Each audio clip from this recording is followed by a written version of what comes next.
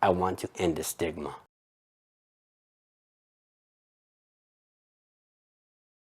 Stigma and access are the two main reasons people don't get help.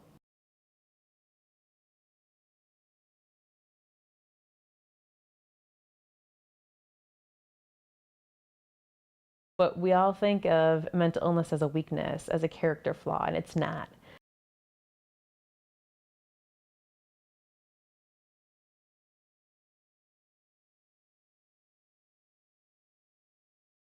It's a chemical imbalance, it's a disease, just like cancer, diabetes, heart disease.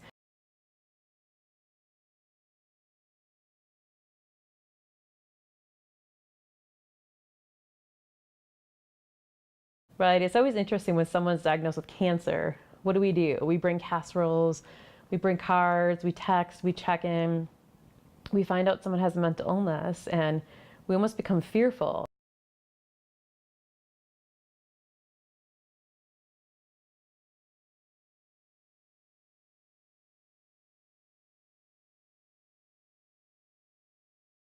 We aren't quite sure what's going on. We don't really understand it.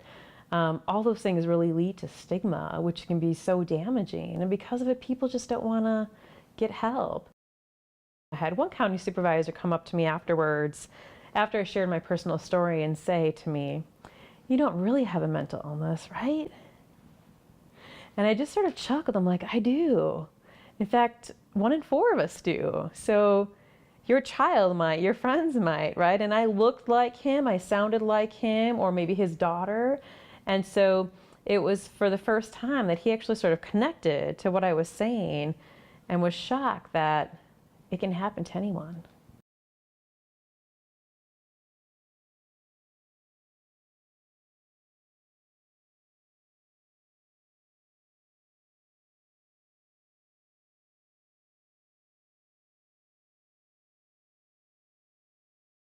It's more like when I was depressed, I came off as being lazy. Why don't you do this? Why don't you do that? I couldn't explain it because I didn't have contact. I didn't have a support group. Some of the other jobs that I've applied to, I've put on there that I have a disability, and I've been concerned what I'm to say if people ask me specifically what that disability is. I do not tell people I have schizoaffective disorder. I tell people that I have an anxiety disorder, which people seem to be more understanding of. In 2013, I had a job working with the home health care, and I won't mention the company, but I was working with a nurse who was talking about her depression and her patients. And so I mentioned to her what I tried 17 years ago, and I said, as a filmmaker, I'm trying to change this and make a difference. Well, they fired me the next day. They said, even though you don't seem to have any thoughts and you talk about this, because you mentioned it, we're afraid that you're going to try to kill yourself again, so therefore we're going to remove you. So I think there's a self-induced stigma too, which is probably the worst one because that's the one, that has an effect on your soul, on your being. The first person that I told was my middle school basketball coach, and he said, "It's okay, you'll just get over it, it's not a big deal." And I was like, dude, I just told you I want to die, But unfortunately, that's something that can happen a lot of the time when someone is faced with something very serious that they don't know how to deal with. It closed doors.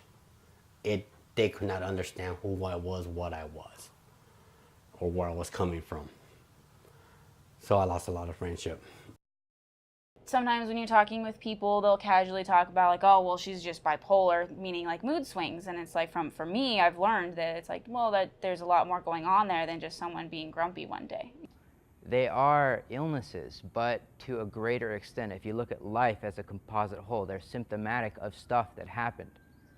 So that stuff doesn't go away when your mental illness is precipitated. It's still there. You're dealing with it as the undercurrent, that everything else is built on. I've been to a lot of mental health institutions, and there's always the drawing table where you do art, and there's music therapy and stuff like that. And in the real world, someone comes up to you, they know you have mental illness, and they're like, "Oh, are you drawing a picture?"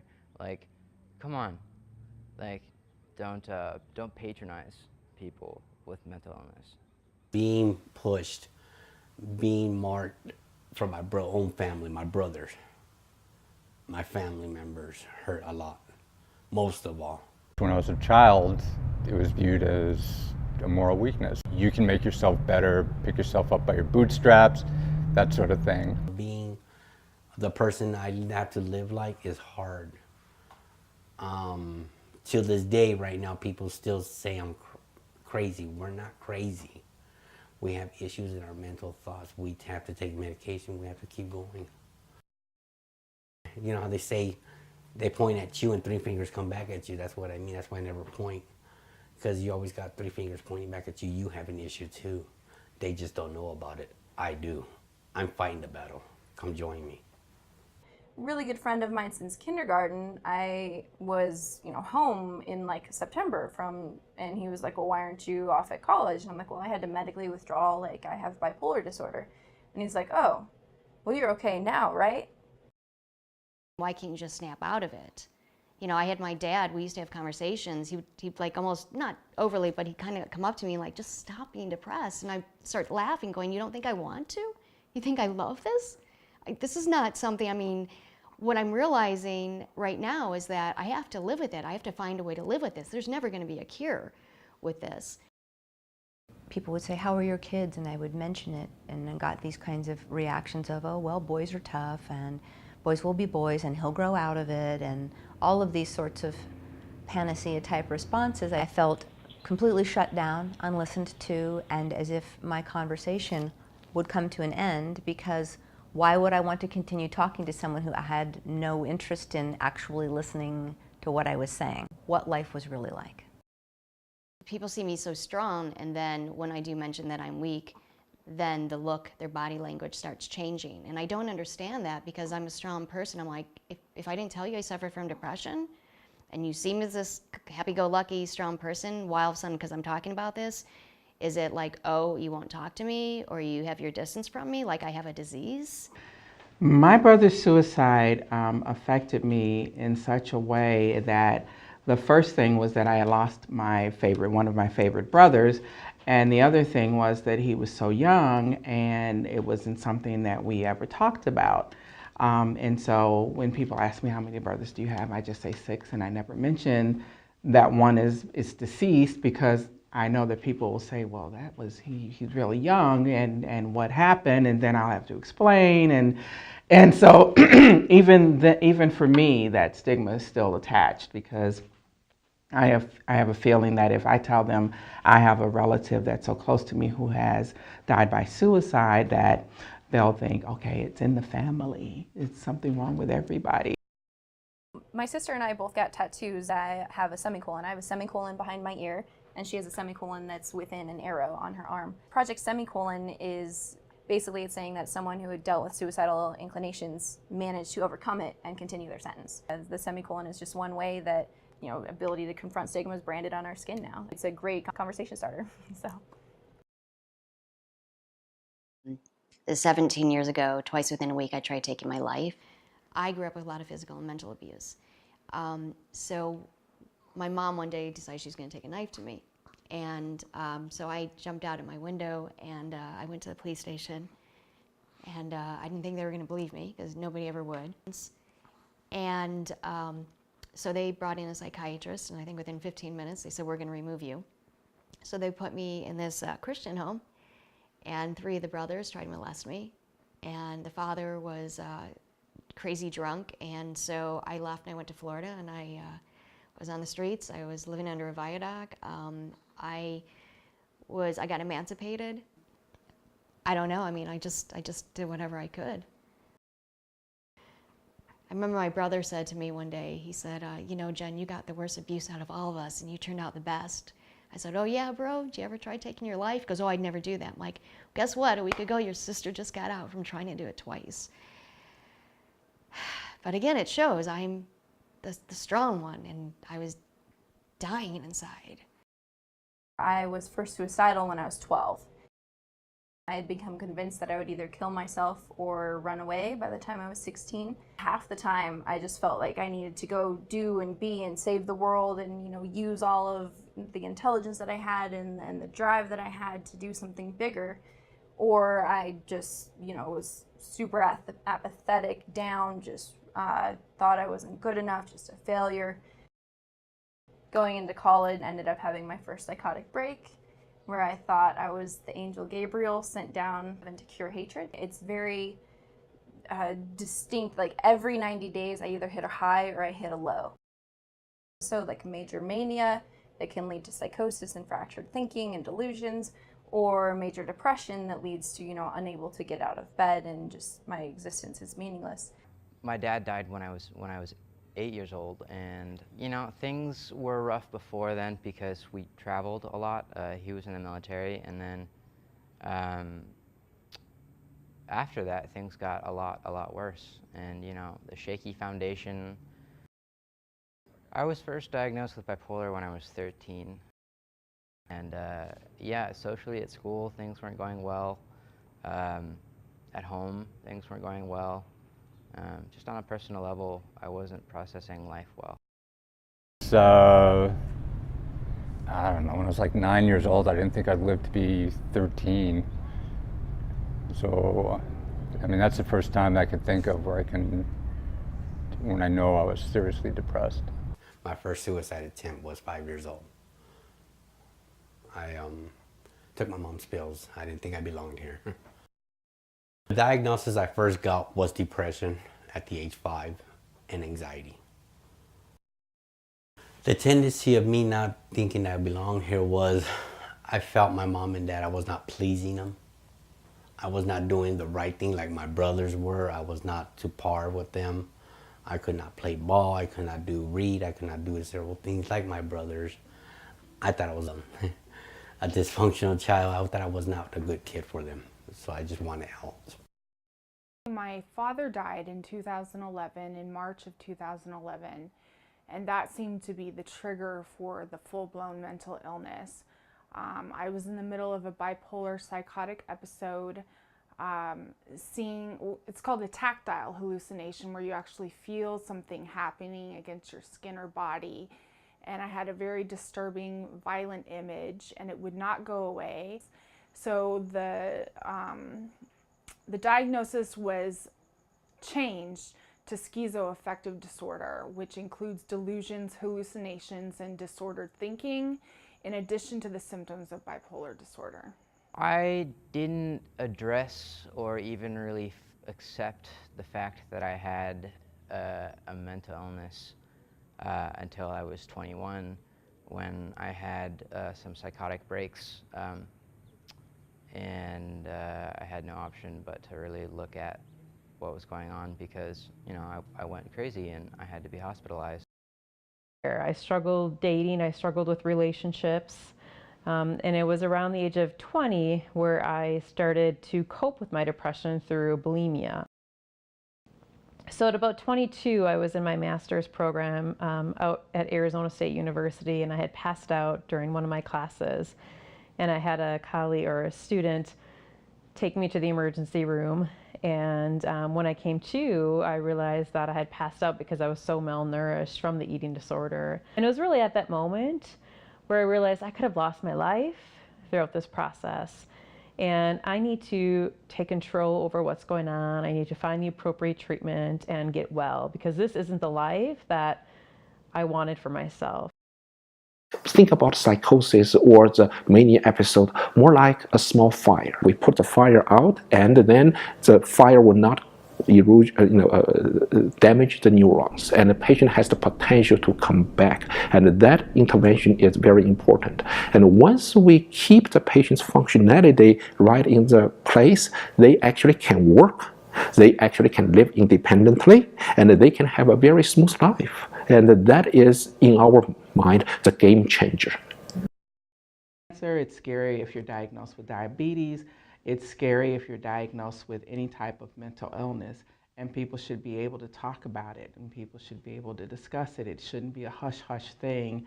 One of the things I love to say when I talk to faith communities about it especially is, this illness, this family needs a casserole too.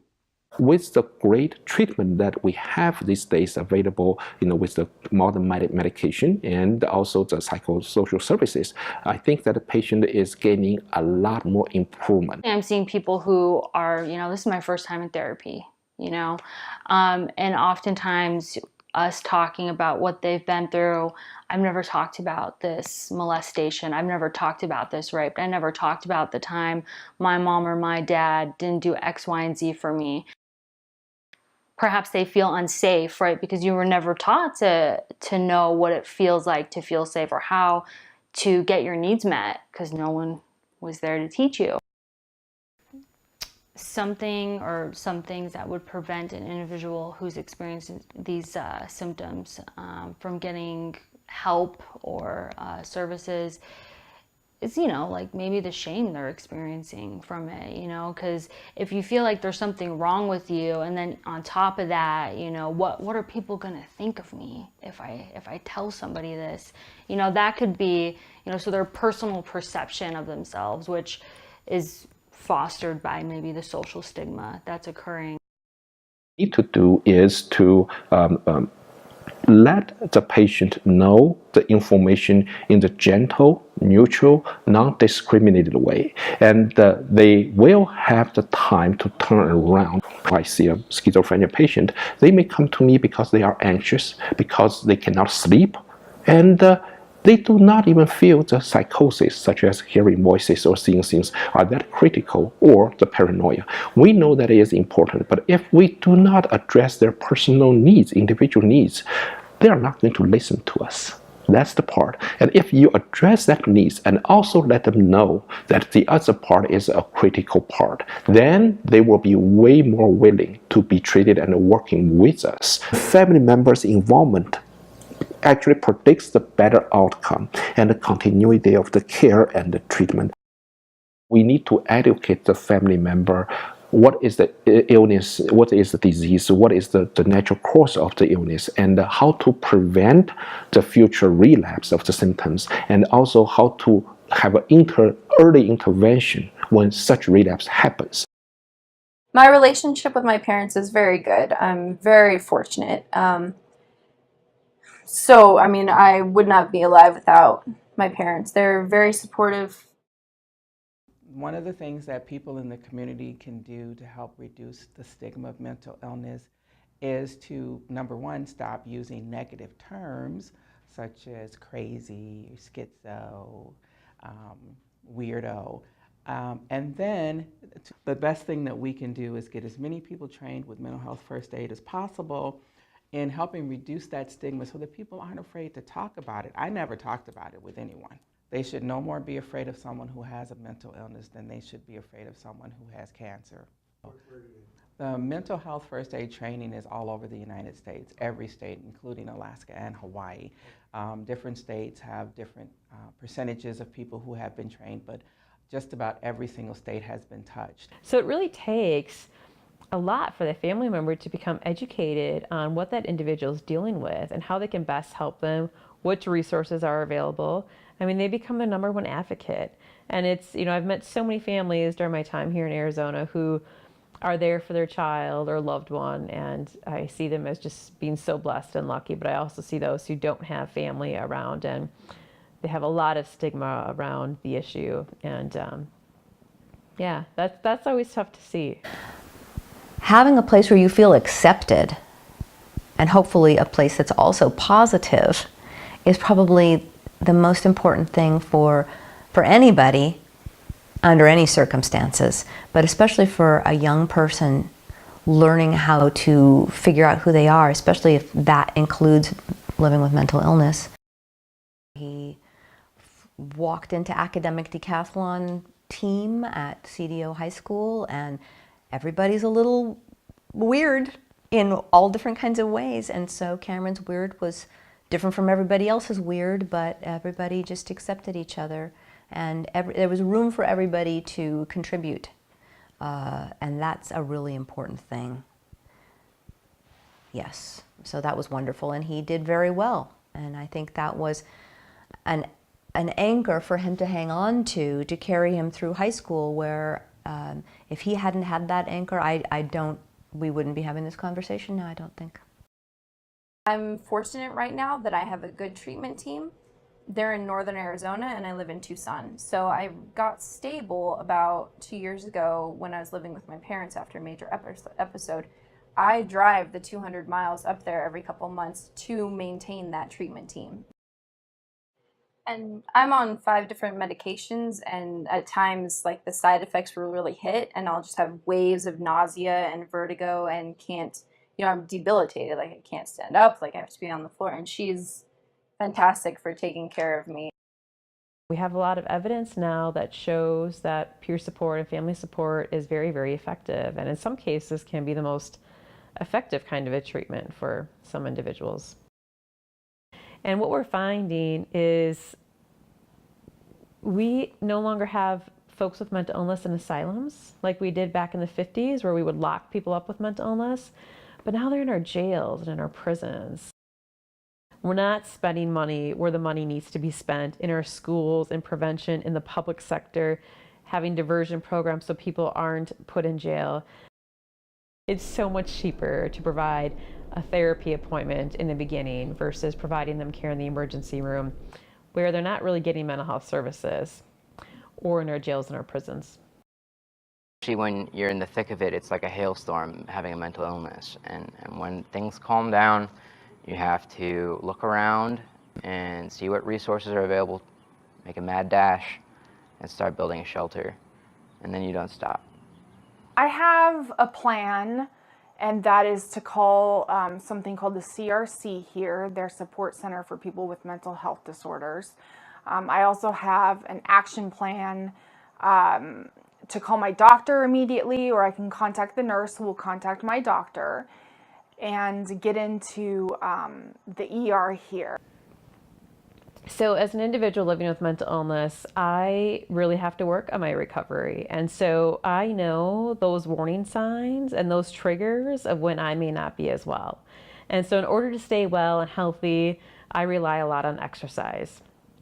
And so my husband even knows, all right, Christina, you need to get to the gym. It's time. You're irritable. I can tell the depression's kicking in. Get to the gym, take 40 minutes. I'll take care of the family.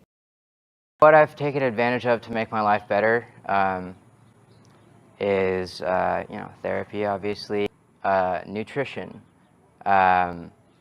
strong, positive mental attitude. Those are things that you have to cultivate.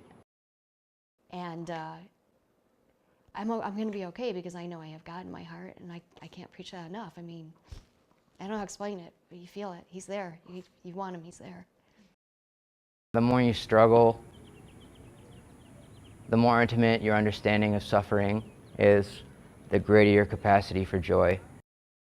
And it's not to say that you automatically experience joy because you've experienced suffering, but you have that ability, you have that depth, which should you choose to access it, you can feel it. I use a variety of mindfulness techniques, meditation, aromatherapy, talking to someone over the phone in order to get by. What I use the most, though, is breathing techniques, and that is what keeps me calm until I'm able to get help. All my native ways to do it, I take talking circles, healing circles everywhere, into Camp Wellness, into different organizations. So students who do not know about it get the right help and do not run no more. Because the way we are, being scared of what we don't know, we're never going to fix. People are scared of what they don't know. Education is the best thing to have with it. One of the support group facilitators for NAMI Connections, which is the support group that's, peer run, that's solely for people with mental health conditions. So I, help run that, and it's the support group. I had no idea how instrumental that would be in my own recovery process of having peers around me. I go into that group every Tuesday, 6 to 7:30, speak with people. It's completely, confidential. I've gotten friends from there, and it's just, being in that situation where everyone can say, I know how you feel, or, or like, yeah, this is a great thing that you should try. When I was, having nightmares, because I have vicious nightmares. So like, it's a core part of my week that I really look forward to. A lot of strangers out there that have reached through me through social media. And one thing when I talk to them, the common thing that I've heard is that they're afraid of failure. And I said, well, you need to embrace failure. Failure is amazing. The more you fail, the more you start plugging forward and you start succeeding. There's no way to protect against bad things happening in life, whether someone close to you dies or whether bad things happen in your childhood and you ended up with a mental illness, whether you were just genetically predisposed to getting that mental illness in the first place. It makes no difference. Things happen. Unless you consciously decide to make your life better and you work at it steadfastly for a long time, nothing's going to happen.